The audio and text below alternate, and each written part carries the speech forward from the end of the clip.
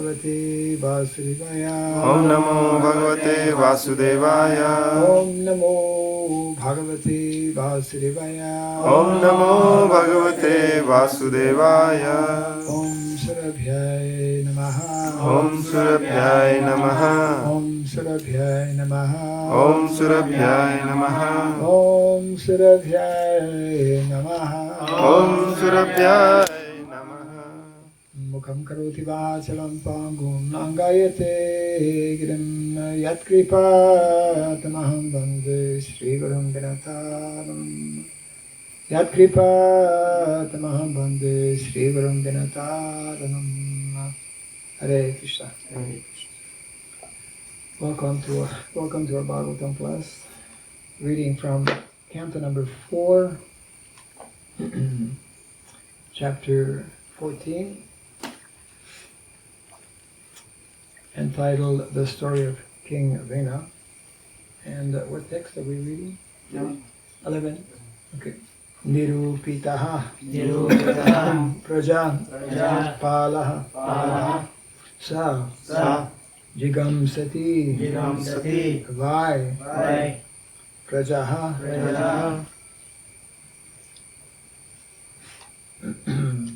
tathapi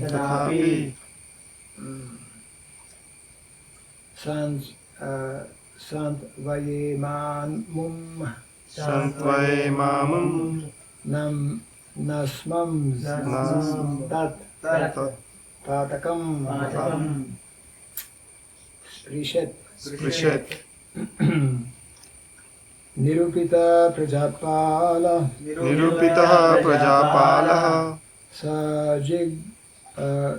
sajigam sati vai prajaha tathapi santvayemamum nasmam stat patakam sprishet nirupita prajapala sajigam sati vai prajaha tathapi santvayemamum nasmam tat patakam sprishet nirupita prajapala sajigam sati vai prajaha tathapi santvayemamum nasmam tat patakam sprishet nirupitaha appointed prajapalaha the king saha he jigham sati desires to harm vai certainly prajaha the citizens tathapi nevertheless santvayema we should pacify amum him not asman us tat his patakam sinful result sprishet may touch. Translation and purport by His Divine Grace A.C. Bhaktivedanta Swami Srila Prabhupada Ki. We appointed this Vena king of the state in order to give protection to the citizens. But now he has become the enemy of the citizens. Despite all these discrepancies, we should at once try to pacify him. By doing so, we may not be touched by the sinful results caused by him. Kindly repeat after me. We appointed this Vena king of the state. of the state. Okay. We appointed this Vena, We appointed this Vena, king of the state, king of the state, in order to give protection in order to give protection to the citizens. to the citizens. But now he has become But now he has become the enemy of the citizens. the enemy of the citizens. Despite all these discrepancies, Despite all these discrepancies, we should at once we should at once try to pacify him. try to pacify him. By doing so, By doing so, we may not be touched we may not be touched by the sinful results by the sinful results caused by him. caused by him. Purport. The saintly sages elected King Vena to become king, but he proved to be mischievous. Therefore, the sages were very much afraid of incurring sinful reaction. The law of karma prohibits a person even to associate with a mischievous individual. By electing Vena to the throne, the saintly sages certainly associated with him. Ultimately, King Vena became so mischievous that the saintly sages actually became afraid of becoming contaminated by his activities. Thus, before taking any action against him, the sages tried to pacify and correct him so that he might turn from his mischief. Translation again. We appointed this Vena, king of the state, in order to give protection to the citizens. But now he has become the enemy of the citizens. Despite all these discrepancies, we should at once try to pacify him. By doing so, we may not be touched by the sinful results caused by him. So the word protection is there in the translation.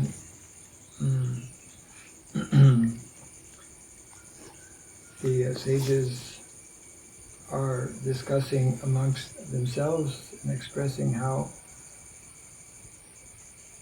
they appointed this King Vena to give protection to the citizens. So that is one of the important responsibilities.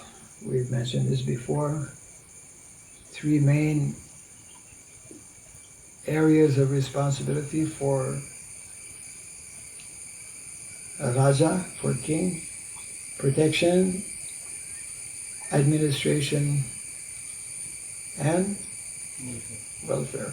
Yes, protection, administration, and welfare. So, actually, initially when they did appoint King Vena, it did bring some temporary relief, as we have read. But when he became completely independent, which is, of course, against the Vedic injunctions or principles, that means that the Brahmanas cannot perform their duties. So whenever in a country or in a community the Brahmanas are not at liberty or free to perform their duties, their responsibilities, then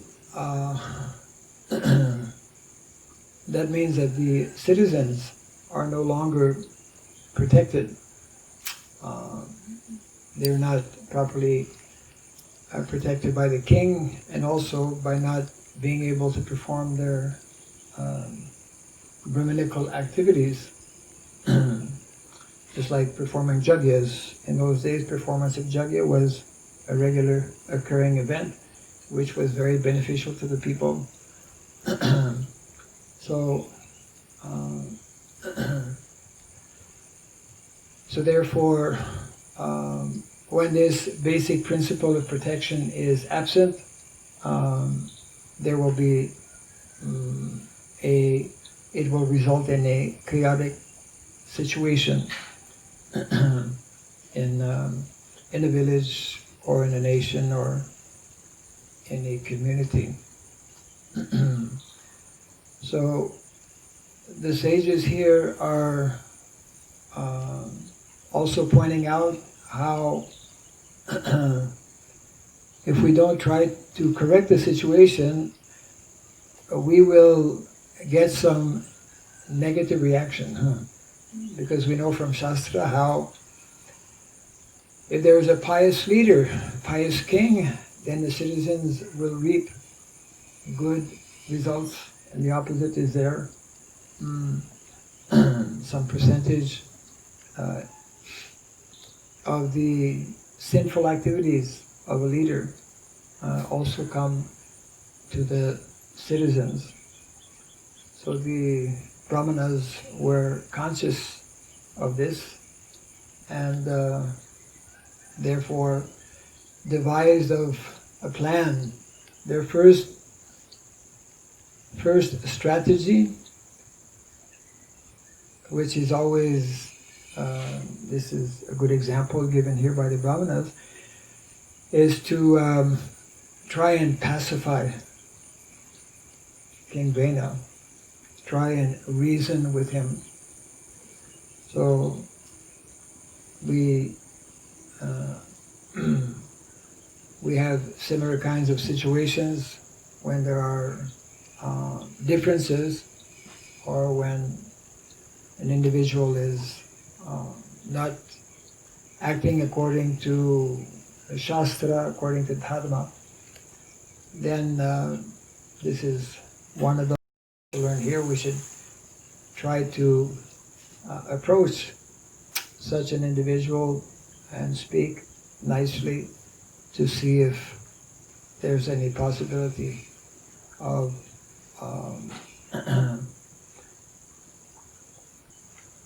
correcting the mentality. Of course, we already know the story that although they will be trying in this way, King Vena will not be responding favorably. But the lesson here is that this is the first approach. Nowadays, especially in Kali Yuga, even within our own ISKCON society, we have what is called mediation. There's a whole department actually. They have a very fancy name for that, which I have difficulty pronouncing. It's it's in reference to any kind of major discord or major differences, major conflict. They also call it conflict resolution. You might have taken some courses on that. Conflict resolution in Kali Yuga is very important because so many conflicts are there. This is the age of conflict. This is the age of discord.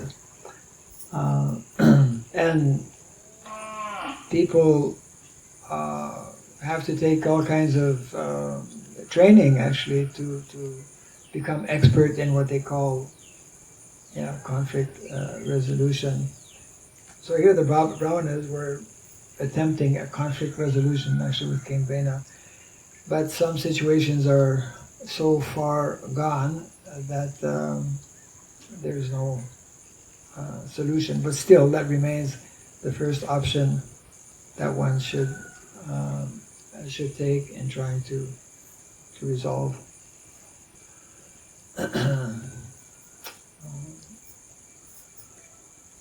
So we can just read on a little bit to see how the story will unfold.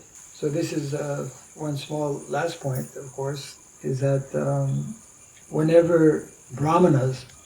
That's why brahmanas are so important. Whenever brahmanas notice, of course in this case it was like totally obvious that the King Vena was not at all acting as a proper king, and but sometimes it may not be so clear or so obvious, and that's why brahmanas have a very important responsibility to observe and to detect whenever things are not in line with dharma. That's one of their most important duties or responsibilities.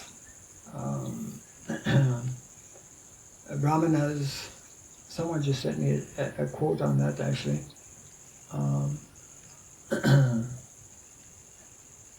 From Chanakya Pandit, naturally has some information in that respect, that when brahmanas don't speak up when there is something not in line with dharma, then they will actually incur reaction, negative reaction.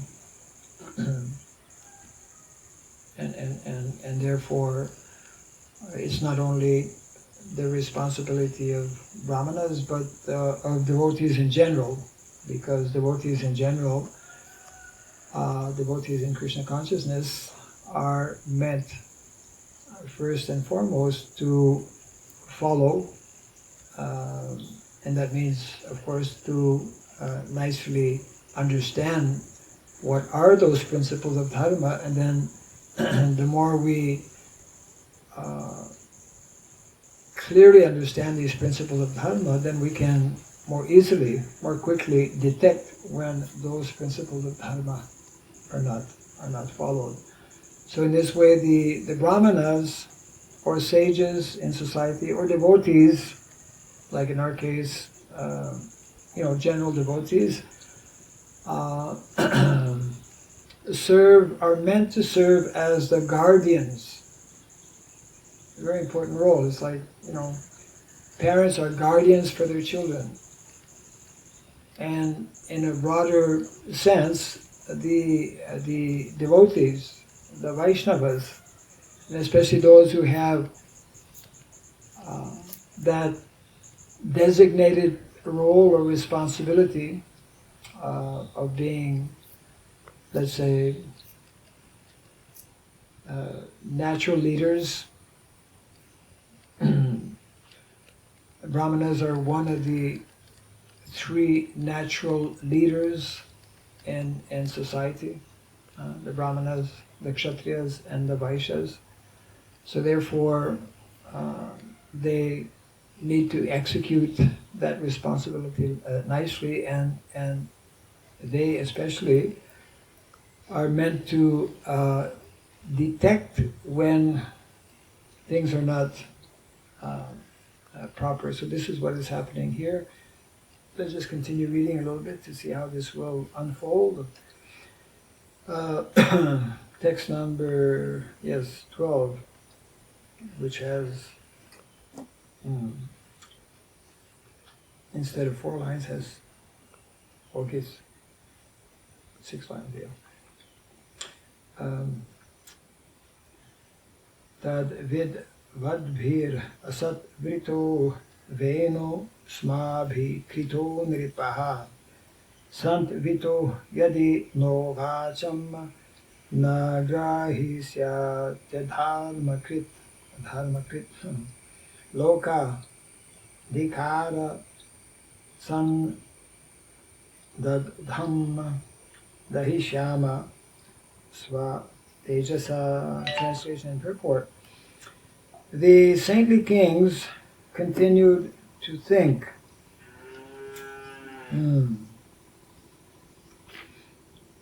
of course we are completely aware of his mischievous nature, yet nevertheless we enthroned Vena, if we cannot persuade King Vena to accept our advice, he will be condemned by the public and we will join them. Thus, by our prowess, we shall burn him to ashes. Strong words. So, the purport by Srila Prabhupada. Saintly persons are not interested in political matters. Saintly persons are not interested in political matters. Yet, they are always thinking of the welfare of the people in general. When Srila Prabhupada was he was visiting Montreal. I was there at the time. And Srila Prabhupada that was in, I believe in 1975. Prabhupada was traveling extensively.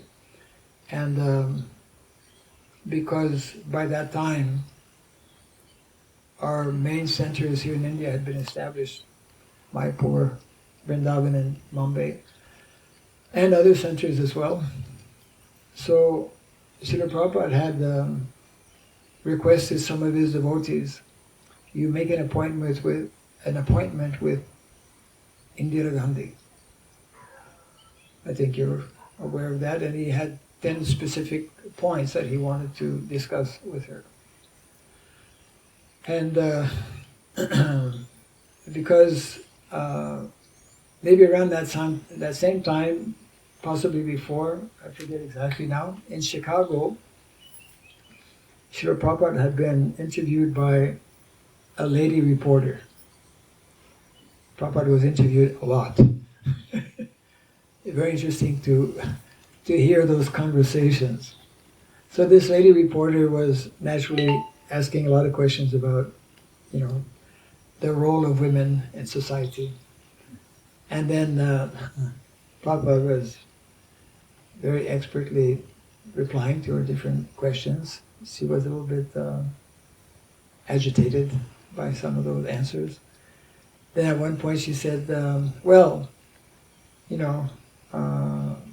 what about leadership? Why women can accept the role? Because Prabhupada had explained women should not be independent, they should be protected like that. And then Prabhupada replied, as we know, that no, women should be protected according to Shastra, etc. Then she put this question, in your own country, you have a woman temple, prime minister? Challenged in this way. Then Prabhupada replied, yes, and that is unfortunate. Because history has shown that whenever women are in such positions, it doesn't work out. And then coming back to Srila Prabhupada, who was in Montreal, he had requested devotees for this rendezvous or appointment. They didn't know when it would happen because, it's never easy to meet big people. And you find out sometimes at the last minute, okay, tomorrow or whatever like that. So the news came actually, and Srila Prabhupada had to immediately, that's why his stay in Montreal at that time was much shorter than expected. He only stayed one day, one night. But he had given nice darshan actually to some of the Indian congregation. Prabhupada always liked to meet people on the lawn, outside, in nature, I mean, he was ready to meet people anywhere, but he liked especially in the late afternoon. So anyway, Srila Prabhupada immediately left when that news came. And one of the recommendations that he wanted to convey was that she should resign as Prime Minister, and her point, I think Sanjay, right? Yeah. As Prime Minister. Mm-hmm. It never happened. Krishna arranged in different. So, so we were just reading here about let's see.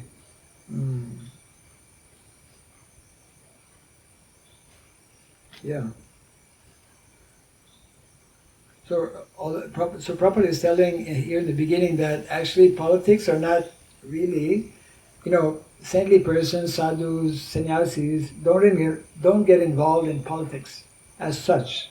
At the same time, because politics is one of the sciences, one of the four sciences, traditional sciences, that is there in the Shastra, Chaturvidya. Therefore, saintly persons, it's their saintly persons means Brahmanas, especially who have studied the Shastra. They know when someone is a good king or not a good king. They know when someone is following the principles of Kshatriyahood or not. And so although they don't mingle, as Prabhupada would say also a few times, we as individuals or even as a society, ISKCON society, we're not interested in taking charge of government. But traditionally, in the Vedic culture, it is a duty and responsibility of saintly persons to advise government. Because government leaders are meant to rule based on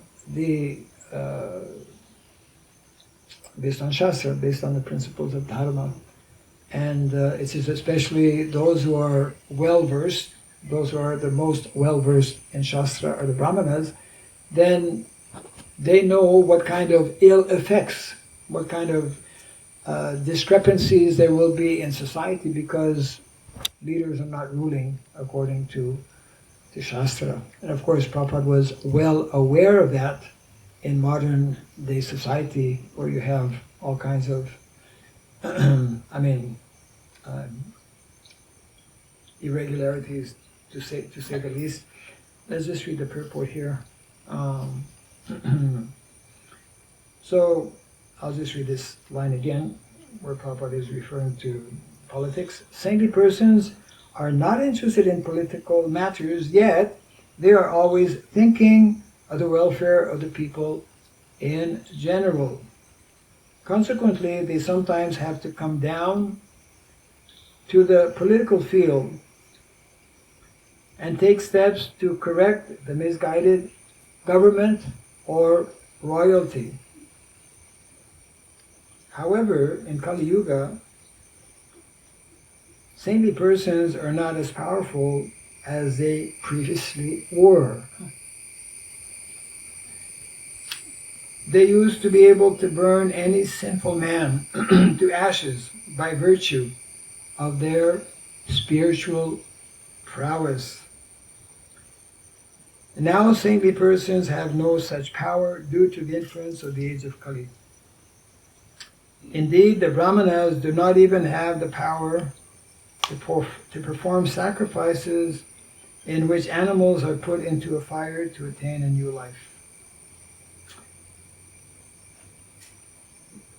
Under the circumstances, listen carefully, under the circumstances, instead of actively taking part in politics, saintly persons should engage in chanting the Mahamantra.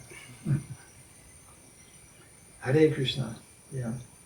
By the grace of Lord Chaitanya, by simply chanting this Hare Krishna Mahamantra, the general populace can derive all benefits without political implications.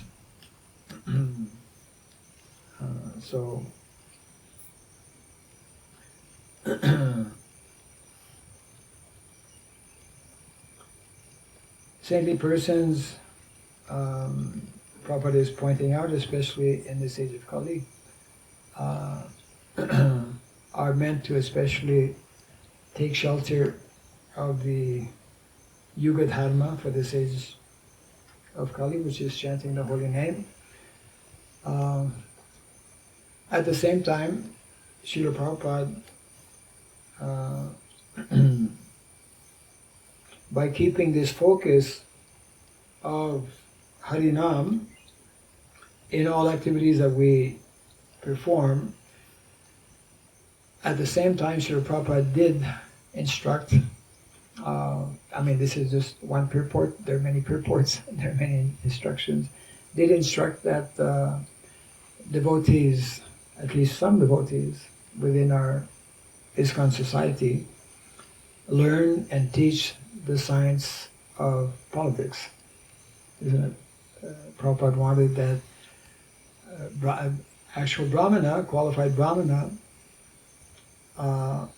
qualified preacher is someone who is especially well versed in the Shastra and well versed in the standard sciences that make up, let's say, a wholesome and balanced society, where within such a balanced society, the citizens will have the best opportunity to cultivate Krishna consciousness. And in other places, for example, Srila Prabhupada, as I was mentioning a little earlier, although he mentioned we're not interested in taking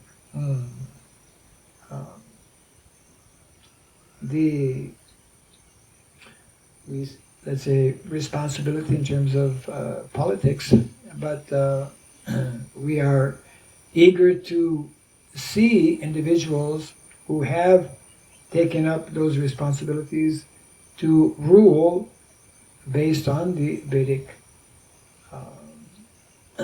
teachings. Because one of the foremost responsibilities for Brahmanas is to see that, to see to the good welfare, isn't it, of the general population, and of course that highest welfare is to see that they have the best opportunity to practice Krishna consciousness, to cultivate Krishna consciousness. Yeah. And then I guess in the next few verses, that'll be tomorrow, the next day, we will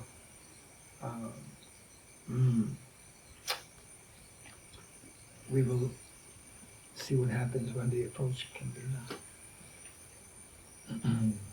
Tune in tomorrow. Any comments or questions?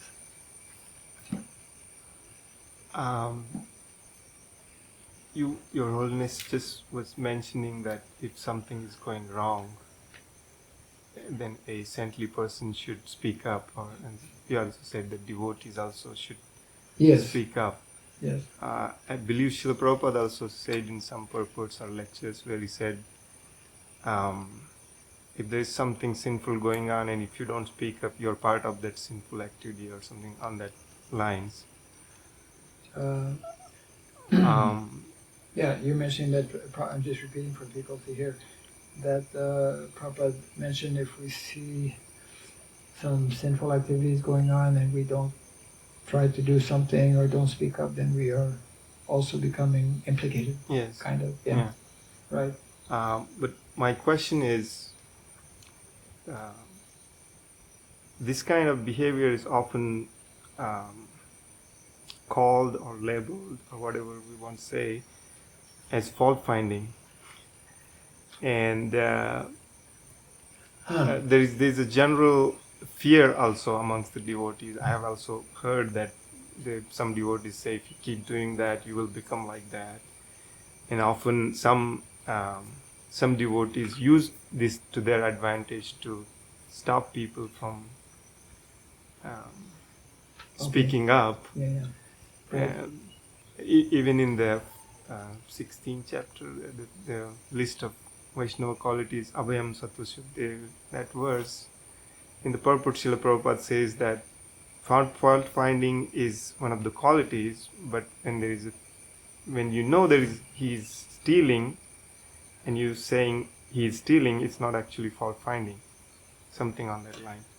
So there is a fine line between. So, and my question is like, how to balance between not going into that route of fault finding as well as maintaining this truthfulness or integrity with yourself. Okay, how to maintain a balance on the one side to avoid fault finding, which we all know is clearly explained by our acharyas as detrimental to our spiritual advancement. But on the other side of speaking out so as not to be implicated, as we are seeing here in the example of the Brahmanas. One aspect which needs to be taken into consideration is to know and understand our individual,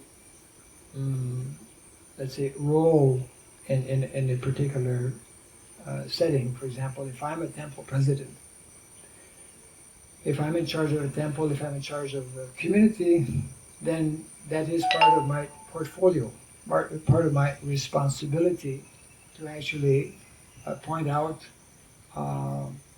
in a proper way things that are not being done properly by individuals of that community or of that particular temple. The problem arises when devotees who are not, who are not designated or assigned to correct situations, to take it upon themselves to try and correct situations. We see this happening all the time because ultimately it is not our role or responsibility, generally speaking, unless we have an already established relationship. You know, by nature, no one likes to be corrected. By nature, that's why we're here in the material world. The false ego is very deep-rooted, and therefore it's always very delicate to discuss whatever shortcomings or problems or faults that an individual may. So that's one thing. For example, knowing and understanding our role in that particular environment or situation, and if it's not really part of our designated responsibility, then we should, if there is something, it doesn't mean we should just neglect it, but we can or should bring it up to the proper authorities for them to actually take whatever action may be needed. In a different circumstance, if it's not possible, and if it's necessary to bring it up, then it should be done in a very very cautiously, very delicately, and best it can be done or should be done when there is this kind of established close relationship or friendship between the two individuals involved. So as a general rule, we should avoid, because that tendency is there, we should avoid trying to see faults in others. Even though faults may be there, it's not our business, unless we are assigned or appointed. It is Krishna's responsibility, through the whole arrangement that he has made here in the material world, through the law of karma, for example, that people will be corrected in due course of time for whatever wrong things or adharmic activities they may be performing. So how to balance is just not acting too spontaneously when something happens that let's say that is not correct, but one should try to find means by which it can be brought up to authorities who would have a better chance, or who would be in a better position to bring about some changes by meeting that particular individual, etc., like that. So even amongst devotees, this happens a lot. And the tendency to, Prabhu, why did, who are you? But you all sit, dance, just like. Then the whole Leela starts, and like this, it's like, it is. We also hear and read from our acharyas that the I think it's in the Nectar of Devotion or Nectar of Instruction, one very nice verse where it mentions that one is considered most fortunate and most advanced if he has the least tendency to find fault or to criticize others.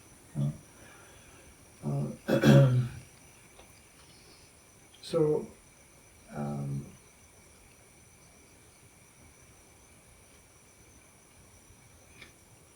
at the same time, when there are, just like here, devotees by nature don't get involved with politics yet. So, for example, if we are in a community or if we are wherever, and if we observe or come to know about something that is very, let's say, not in line with with dharma, and something that may be very,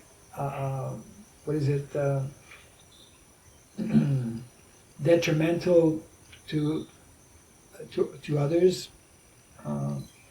then it's not that we should just be completely quiet and silent about it. We should, if we're not sure how to deal with it, then we can consult possibly with people who are senior or more experienced.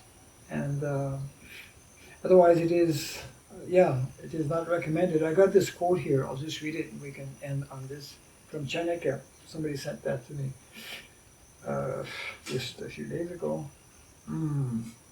And I have the Sanskrit, but I can't read the Sanskrit, so I'll just read the English.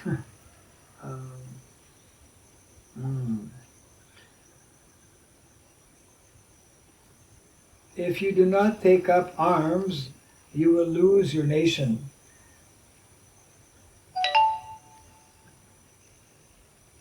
And if you do not read scripture, then you will lose your culture. Hence, both Shastra and Astra are necessary. So that means that actually anyone who is a practicing devotee, he has a responsibility to understand what it means to be a devotee, what is Shastra, what is in Shastra, what is Dharma.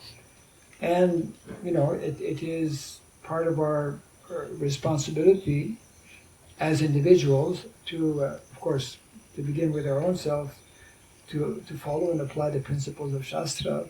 And when we see that there are deviances, when we're deviating from Shastra, then depending on the situation, to not just remain silent on the matter, but one should be thoughtful, sufficiently thoughtful to do it in as proper manner as possible. Yeah. So obviously we should avoid acting on, what do we say, what is it? On the urge or